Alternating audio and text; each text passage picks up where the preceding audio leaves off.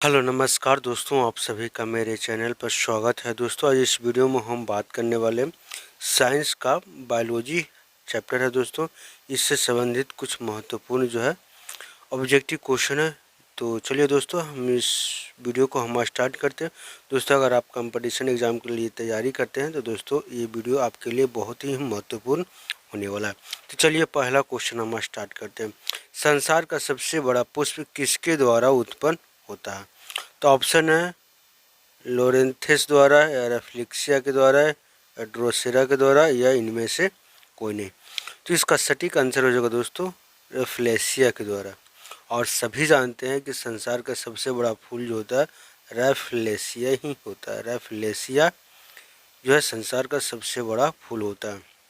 इसको याद रखिएगा कि दक्षिण पूर्वी एशिया के जंगलों में ज़्यादातर ये फूल पाए जाते हैं।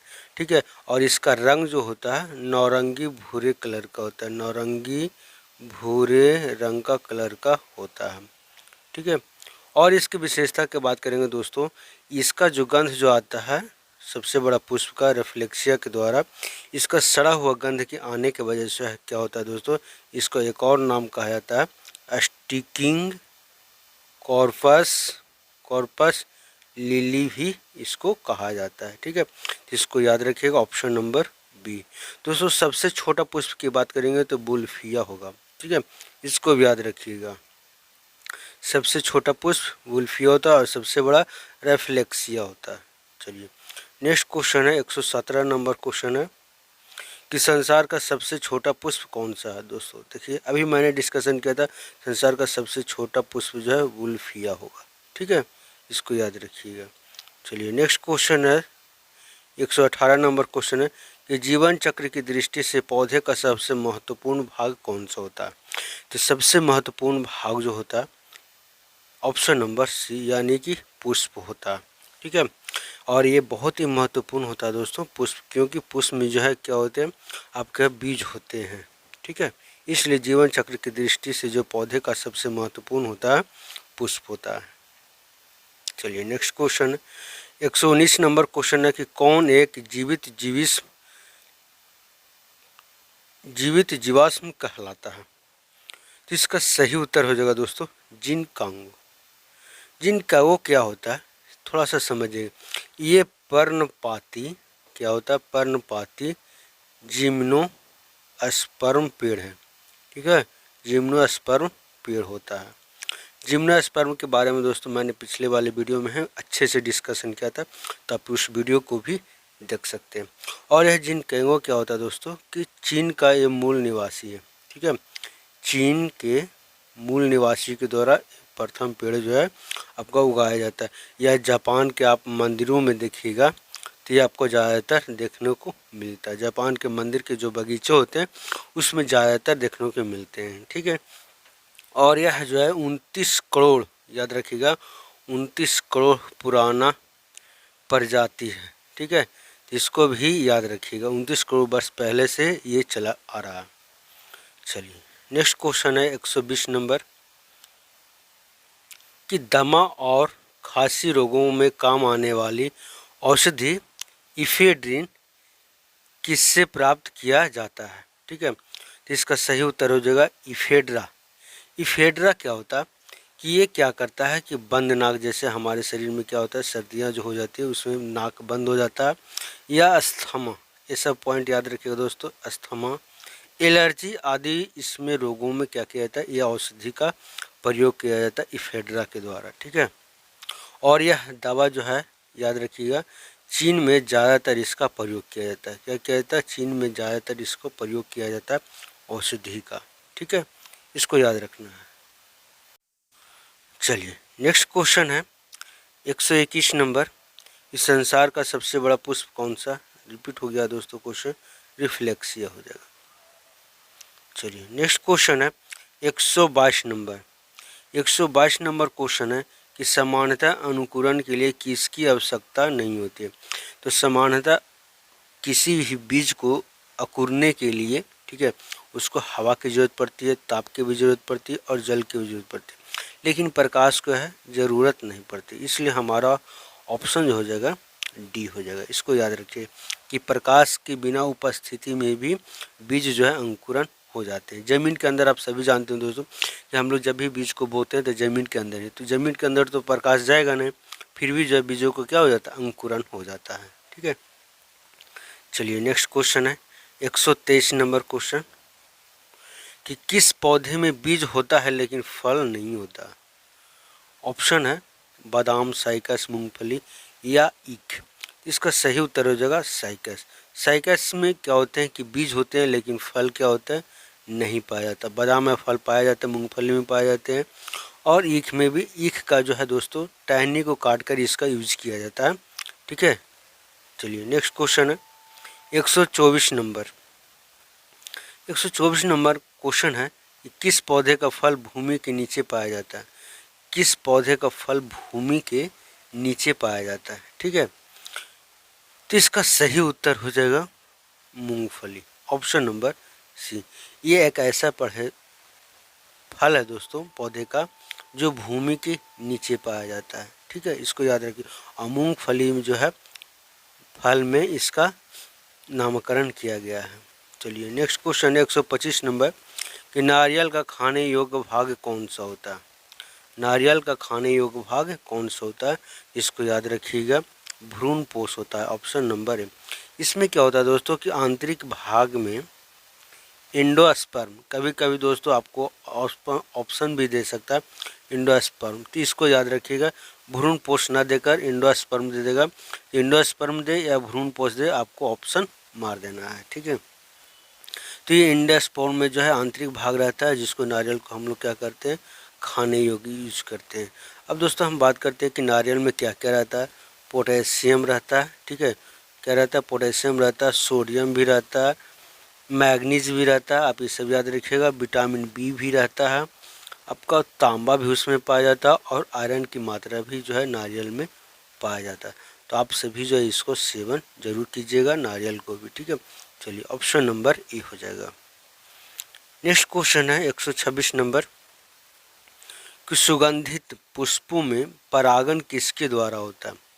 सुगंधित जो पुष्प होते हैं उसमें परागण किसके द्वारा होता है, इसका सही उत्तर हो जाएगा कीट के द्वारा। कीट क्या करते हैं दोस्तों कि पौधे से पौधे में जो पुष्प होते हैं उसको जो परागण जो निकलता है, कीट जो है उसमें क्या करता है, मदद करता है। पक्षी नहीं करता, जल भी नहीं, वायु भी नहीं करता। ऑप्शन नंबर ए हो जाएगा।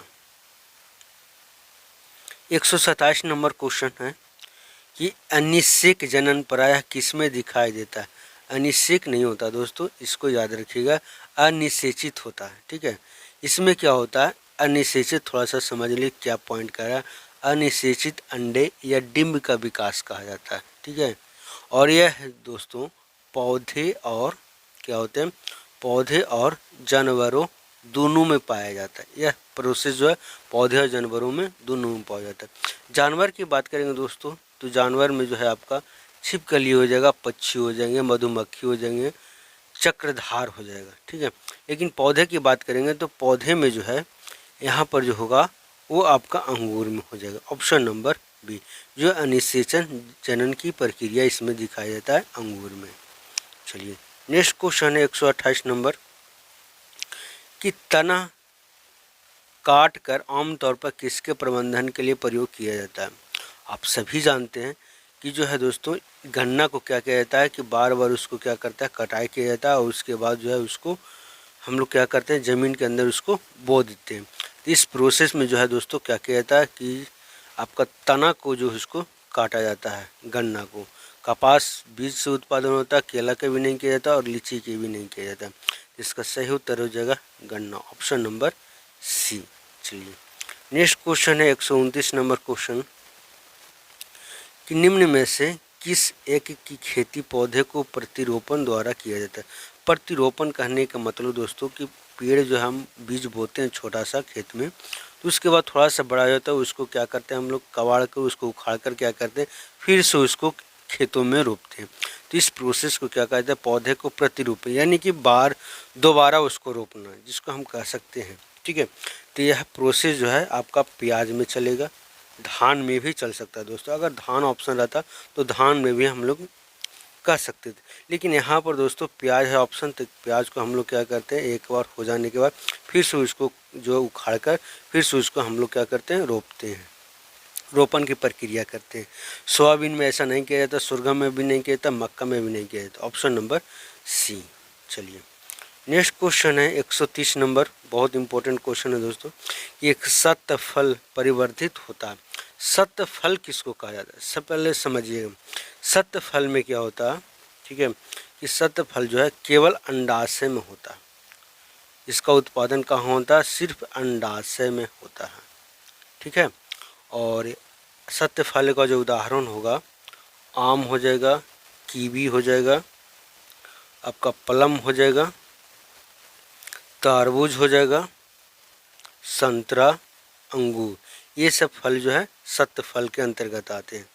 लेकिन असत्य फल में क्या होता है कि असत्य फल में जो है फल का निर्माण तो होता है, लेकिन उसमें अंडाशय के साथ साथ, याद रखिएगा, अंडाशय के साथ साथ पुष्पासन भी होता है। क्या होता है, पुष्पासन भी होता है और बाह्य दल भी पाए जाते हैं इसमें, ठीक है। लेकिन सत्य फल में सिर्फ अंडाशय में उत्पादन होता था, असत्य फल में अंडाशय, पुष्पासन और बाह्य दल तीनों में होते हैं। ऐसे फल को क्या कहा जाता है, असत्य फल कहा जाता है। असत्य फल को एक और नाम भी है दोस्तों, कूट फल भी कहा जाता है उसको, या आभासी फल भी कहा जाता है। क्या कहा जाता है, आभासी फल भी इसको कहते हैं। आभासी यानी कि असत्य फल का उदाहरण जो होगा, ठीक है, इसको याद रखिएगा, नोट भी कर लीजिएगा। सेव, नाशपाती, लौकी और आपका काजू और ककड़ी, ये सब नोट कर लीजिएगा दोस्तों। एग्जाम्पल में कभी कभी पूछ दिए जाते हैं कि सेव एक कैसा फल है, असत्य फल है या सेव फल है, ठीक है। इसको याद रखिएगा कि सेव क्या है, असत्य फल। तो इसको दोस्तों क्वेश्चन में कहा जाता है कि एक सत्य फल कौन सा तो परिवर्धित होता है, तो सत्य फल जो है केवल अंडाशय से उत्पादन होता है, ठीक है। Option number C. चलिए नेक्स्ट क्वेश्चन है 131 नंबर क्वेश्चन, कि निम्नलिखित में से कौन सा एक फल कूट फल है। दोस्तों मैंने अभी बताया था कि असत्य फल को क्या कहा जाता है, कूट फल कहा जाता है। तो मैंने अभी बताया था कि असत्य फल जो है सेव हो जाएगा। Option number C. काजू भी है दोस्तों, ठीक है, इसमें दो ऑप्शन हो जाएंगे, काजू भी सही है और सेव भी सही है, ठीक है, ये दोनों असत्य फल में आते हैं। चलिए नेक्स्ट क्वेश्चन है 132 नंबर क्वेश्चन, कि सर्वाधिक महत्वपूर्ण भोजन किससे उत्पन्न होते हैं। तो सर्वाधिक महत्वपूर्ण भोजन का उत्पादन जो होता है फलों से होता है। फलों से तो ही दोस्तों भोजन हम लोग प्राप्त करते हैं, जो भी होते हैं हम लोग सभी इसी से प्राप्त करते हैं। चलिए नेक्स्ट क्वेश्चन है 133 नंबर, कि चावल का दाना क्या है। चावल का दाना क्या है, एक बीजीय फल है, इसमें एक ही बीज होते हैं दोस्तों, ठीक है, इसको याद रखिएगा। चावल दाना में जो है एक बीजीय फल होते हैं। 134 नंबर क्वेश्चन, 134 नंबर क्वेश्चन है कि नाशपाती का कौन सा भाग खाया जाता है। तो नाशपाती का भाग जो है गुद्देदार पुष्पासन का भाग हम लोग यूज करते हैं, ठीक है, और यह भ्रूण पोषण यूज करते हैं। भ्रूण पोषण जो जिसको मैंने पिछले वाले क्वेश्चन में डिस्कशन किया था एंडोस्पर्म के बारे में, ठीक है, वही भाग खाया जाता है दोस्तों। इसके अलावा याद रखिएगा लीची को जो है एरियल भाग को खाया जाता है, ये पूछा जाता है कंपटीशन एग्जाम में, ज़्यादातर क्वेश्चन पूछे जाते हैं। लीची का एरियल भाग को खाया जाता है। नारियल को कौन सा भाग खाया जाता है, एंडोस्पर्म खाया जाता है, जो मैंने अभी बताया था आपको, ठीक है, इसको याद रखिएगा। चलिए नेक्स्ट क्वेश्चन है 135 नंबर, कि बीज किससे विकसित होता है। तो बीज जो है किससे विकसित होता है, इसका सही उत्तर हो जाएगा ऑप्शन नंबर बी, बीजांडों से होता है। बीज किससे उत्पादन होता है, विकसित होता है, तो बीजांडों से होता है, अंडाशय से नहीं, परागकोश से भी नहीं होता। चलिए नेक्स्ट क्वेश्चन 136 नंबर क्वेश्चन, कि निम्नलिखित में से किसे वर्गीकरण का जनक कहा जाता है। वर्गीकरण का जनक जो है लिनियस को कहा जाता है। दोस्तों अगर आप वीडियो को रेगुलर देखते होंगे तो वर्गीकरण के बारे में दोस्तों मैंने आपको बताया था, डिटेल बताया, तो आप उस वीडियो को भी जाकर जरूर देख सकते हैं, ठीक है। तो वर्गीकरण का जनक जो है लिनियस को कहा जाता है, ऑप्शन नंबर डी। चलिए नेक्स्ट क्वेश्चन है 137 नंबर क्वेश्चन, वर्गीकरण की आधार इकाई क्या है। तो वर्गीकरण किसी भी जीव को जो है वर्गीकरण जो किया गया है, आप बायोलॉजी चैप्टर पढ़ते होंगे एनसीईआरटी के बुक, तो उसमें जो स्पेसीज के आधार पर सभी को क्या किया गया, क्लासीफाई किया गया। ठीक है, सभी को क्या किया गया, क्लासीफाई किया गया, यानी स्पेसीज के आधार पर जो है सभी जीव जंतुओं को, पेड़ पौधे को क्या किया गया है, क्लासीफाइड किया गया है। ठीक है, ऑप्शन नंबर बी। चलिए 138 नंबर क्वेश्चन भी इम्पोर्टेंट क्वेश्चन है कि आलू किस कुल से संबंधित है। तो आलू, ठीक है, और बैगन, इसको याद रखिएगा दोस्तों, आलू और बैगन जब भी क्वेश्चन पूछे गए तो सोलेनसी कुल का ये दोनों खानदान का आदमी है। ठीक है, ये आप ऐसे भी याद रख सकते हैं कि आलू और बैगन जो है सोलेनसी खानदान का पाया जाता है कुल का। ठीक है, आलू की हम बात करेंगे दोस्तों, तो आलू जो है 8000 ईस्वी पूर्व से और 5000 ईस्वी पूर्व जो है इसका क्या होता, आलू का उत्पादन हुआ था सबसे पहले। ठीक है, इसको याद रखिएगा। तो इसका सही उत्तर हो जाएगा ऑप्शन नंबर सी, सोलेनसी। चलिए नेक्स्ट क्वेश्चन है 139 नंबर कि कपास किस कुल से संबंधित है भाई। तो कपास जो है मालवेसी से संबंधित है। कपासी का कुल खानदान किससे मिलता जुलता है, मालवेसी से। ठीक है, चलिए आज का लास्ट क्वेश्चन है दोस्तों 140 नंबर। लगभग जो है दोस्तों मैंने 25 क्वेश्चन जो है डिस्कशन कर दिए। चलिए लास्ट क्वेश्चन है कि बैगन किस कुल का संबंधित है। दोस्तों देखिए, अभी मैंने बताया था कि आलू और बैगन जो है सोलेनसी खानदान का है, कुल का है। तो ऑप्शन नंबर क्या हो जाएगा, ए हो जाएगा। कपास की बात करेंगे दोस्तों, तो कपास जो है क्या होता है, एक खरीफ फसल होता है। कपास क्या होता है, एक क्या है, खरीफ फसल होता है। कैसा फसल है, खरीफ फसल है। और कपास की खेती जो है सिंधु सभ्यता में सबसे पहले किया गया था। सिंधु सभ्यता में सबसे पहला किया गया था। तो दोस्तों अगर वीडियो अगर अच्छी लगी हो तो चैनल को ज़रूर सब्सक्राइब कर लीजिएगा और बेल आइकन को भी ऑन कर लीजिएगा और दोस्तों की भी ज़रूर शेयर कीजिएगा ताकि उनको भी वीडियो के माध्यम से जो है बेनिफिट मिलता रहे। दोस्तों आज के लिए इतना ही।